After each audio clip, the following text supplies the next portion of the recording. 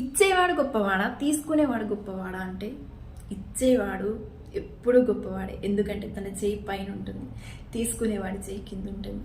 So ఇచ్చేవాడు ఎప్పుడైనా గొప్పవాడే. ఒక ఎదుటి వ్యక్తికి ఏదైనా సరే ఒక 5 రూపాయలు సాయం చేసినా సాయం చేసినట్టే అండి. ఎందుకంటారా, తనకి ఉండొచ్చు, కానీ మన ఆ టైంలో మనం వాళ్ళకి ఒక 5 రూపాయలు హెల్ప్ చేసినా అది చేసినట్టే అండి. అది గొప్ప విషయమే. ఎవరేమన్నా లక్షలు దానం చేస్తేనే, లక్షలు ఇస్తేనే ఇచ్చినట్టు కాదండి. ఒక మనిషికి ఒక పూట భోజనం పెట్టినా అది సహాయమే. ఒకరికి బట్టలు లేకపోతే అది దానం చేసినా సహాయమే.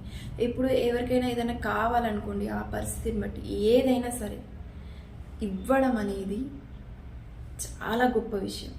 అది మీకు అర్థం కాదు. ఏ చిన్న సహాయం చేసినా ఆ టైంకి మనము ఎలా రియాక్ట్ అయ్యి ఎలా చేస్తున్నామనేది ఇంపార్టెంట్. సో ఇచ్చేవాడు, ఆ టైంకి సహాయం చేసేవాడు ఎప్పుడైనా గొప్పవాడే అండి. వాళ్ళు మర్చిపోయినా మీరు చేసిన సహాయం, మీరు చేసిన పని మాత్రం అది చాలా